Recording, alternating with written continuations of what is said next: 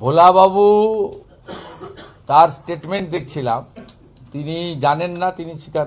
ভোলাবাবু মানে আমি ওনার political identity যদি বলি, উনি তৃণমূলের সাথেই আছেন, মানে সক্রিয় না হলেও সমর্থক। কিন্তু ভোলা এটা শাহজাহান করিয়েছে, এই জন্য এই মামলা পশ্চিমবঙ্গের বাইরে নিয়ে যাওয়া উচিত। শাহজাহানকে বসিরহাট জেলে রাখলেও তো ফোন ইউজ করে, provided by the Mamata Banerjee.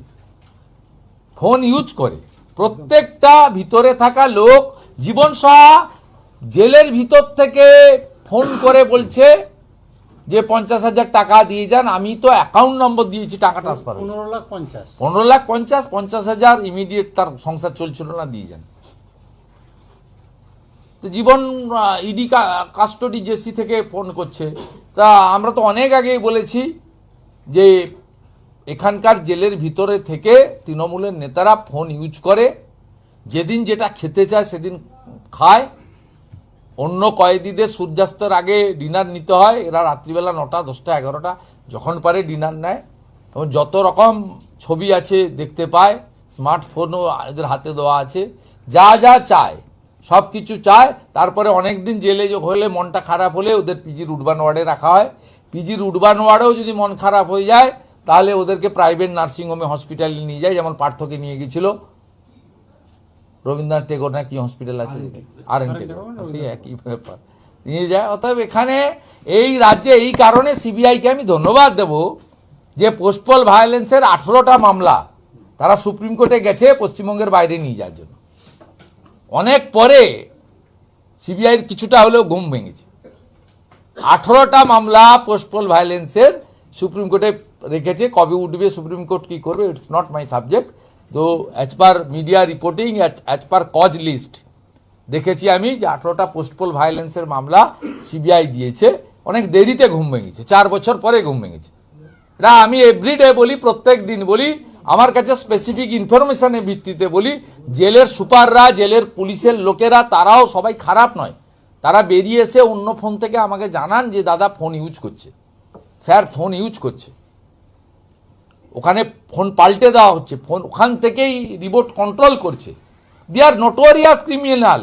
শাহজাহানকে পশ্চিমবঙ্গের জেলে রাখলে ভোলা ঘোষরা যে কোনো দিন মারা যাবে। আজকে তার ছেলে গেছে শুনেছি আমি, সত্যি মিথ্যা জানি না, ড্রাইভার গেছে শুনেছি আমি। আজকে ভোলাবাবুও যাবেন। ভোলাবাবুর কাছে আমি টিম পাঠিয়েছি, কথা বলেছি, কারণ ওনার SSKM এর চিকিৎসাটাও খুব রিস্কি। সেখানেও মেরে যে দেবে না তার কোনো গ্যারেন্টি নেই। তাকে প্রাইভেটে শিফট করা উচিত।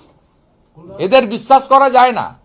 এরা এই যে পিসিএন্ড ভাইপো কোম্পানি, এরা এত পাওয়ার হ্যাঙ্কারিং, এরা যা খুশি করতে পারে, যা খুশি করতে পারে ক্ষমতার জন্য।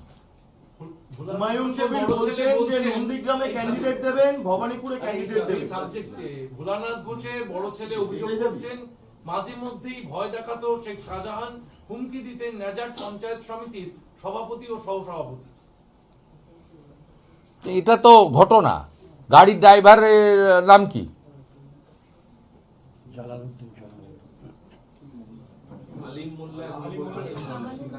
কে সে? শাহজাহানের ঘনিষ্ঠ এবং একজন অ্যাকিউজড। এর পরেও কি আর এগুলো বলতে হবে? ভোলাবাবু ডাঁয়ে বাঁয়ে তৃণমূলের নেতারা আছে বলে তিনি অসুস্থ অবস্থায় কিছুটা নিরপেক্ষ কথা বলেছেন, কিন্তু সবাই জেনে গেছে শাহজাহান করিয়েছে এবং যে ট্রাক চালিয়ে মেরেছে সে শাহজাহানের লোক এবং তার ছেলে one of the accused, truck চালক। সব পেয়ে গেছি, ডোন্ট ওরিট। এই জন্য এই মামলা সরানো উচিত পশ্চিমবঙ্গ থেকে। যাদের কমপ্লেনার, পদ্মা সহ অন্য যারা কমপ্লেনার, তাদেরকে দিয়ে আমি তাদের অনুরোধ করব, উপদেশ দেব, দাদা হিসেবে উপদেশ দেব যে তারা মামলা সরানোর জন্য অন্য স্টেটে সুপ্রিম কোর্টে যাওয়া উচিত। বলছি হুমায়ুন কবির আজকে একটু আগে বলছে যে আপনার এগেইনস্টে ক্যান্ডিডেট দেবে, মমতা ব্যানার্জির এগেইনস্টেও ক্যান্ডিডেট দেবে, এবং ওয়াকফ নিয়ে মমতা বন্দ্যোপাধ্যায় যেভাবে মুসলমানদের লেলিয়ে দিয়েছিলেন সেটা মমতা বন্দ্যোপাধ্যায় বুঝেও তারপরে মুসলমানদের সঙ্গে বিশ্বাসঘাতকতা করলেন, সেই জন্য তার এই দলবদল ইত্যাদি ইত্যাদি।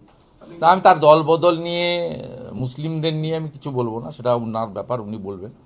উনি স্ট্রং মুসলিম কার্ড খেলছেন, মুসলিমদের এক করতে চাইছেন, এটা ওপেনলি বলছেন যে মুসলিমদের, উনি তো 148 চাইছেন না, 90টা চাইছেন, এবং যেখানে মুসলিম ভোট নির্ণায়ক শক্তি সেটা তিনি বেছে নিয়েছেন।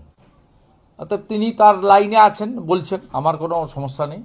কিন্তু তিনি ভবানীপুরে এবং নন্দীগ্রামে প্রার্থী দিতেই পারেন, নির্দল হলে 10টা লোক লাগবে, আর কোনো অ্যাফিলিয়েটেড পলিটিক্যাল পার্টির হলে 1টা লোক লাগবে প্রপোজার, সেটা পেয়ে যাবেন, অসুবিধা হবে না। কিন্তু ভারতীয় জনতা পার্টির এতে কোনো অসুবিধা হবে না, কারণ উনি যে ভোটের দিকে তাকিয়ে যাচ্ছেন সেই ভোট 2021-এর নির্বাচনে শোভনদেব চট্টোপাধ্যায় পেয়েছিল, তারপরে উপনির্বাচনে মমতা ব্যানার্জি পেয়েছিল, 2024 সালে মালা রায় পেয়েছিল, দেবশ্রী চৌধুরী পায়নি। কারণ ওই 8টা ওয়ার্ডের মধ্যে 5টা ওয়ার্ডে বিজেপির লিড ছিল, এবং মূলত হিন্দু প্রধান বুথগুলোতে বিজেপি লিড নিয়েছে। মোট 205টা বুথের মধ্যে অধিকাংশ বুথেই বিজেপির লিড ছিল, এবং সেটা হিন্দু প্রধান বুথ। মুসলমান প্রধান বুথগুলোতে 77 নম্বর 78 নম্বর ওয়ার্ডগুলোতে সেখানে তৃণমূল কংগ্রেস বাম্পার লিড নিয়েছে, এবং তৃণমূল কংগ্রেসের মুসলিম এলাকায় লিড ছিল 17,000, বিজেপির হিন্দু এলাকায় লিড ছিল 9,000, 8,000 ভোটের গ্যাপ হয়েছে। অতএব উনি উনার যে কোর ভোট, মুসলিম ভোট, সেটাকে নিতে চাইছেন। সেটা যদি সত্যিকারে তিনি পান, তাহলে বিজেপির সঙ্গে আসাউদ্দিন ওয়াইসি এবং হুমায়ুন কবিরের যে কম্বাইন্ড ক্যান্ডিডেট হবে, যা শুনছি, ম্যাচিওর করবে কিনা আমি জানি না, তার সঙ্গে হবে। তৃণমূল ইরেলিভেন্ট ফোর্স হবে। নন্দীগ্রামের ক্ষেত্রে যদি বলা যায়, আমি 1,10,000-এর কাছাকাছি ভোট পেয়েছি, এর মধ্যে মাত্র 400 ভোট মুসলিম ভোট, রাষ্ট্রবাদী মুসলিমরা আমাকে দিয়েছে, মাত্র 400। মীনাক্ষী বোন পেয়েছিলেন 6,200, যার মধ্যে 1200 ভোট মুসলিম ভোট ছিল। একটি মুসলিম বুথে সিপিআইএমের লিড ছিল, নয়নান, দাউদপুর গ্রাম পঞ্চায়েত। মমতা বন্দ্যোপাধ্যায় 1,08,000 ভোটের কাছাকাছি পেয়েছিলেন, গ্যাপ ছিল 1,956, এবং সেখানে হিন্দু প্রধান বুথগুলোতে একটি দুটি ছাড়া সব জায়গায় আমার লিড বা বিজেপির লিড ছিল। মুসলমান প্রধান বুথগুলোতে শতকরা 95% 96% ভোট তৃণমূল অর্থাৎ মমতা ব্যানার্জি পেয়েছিলেন।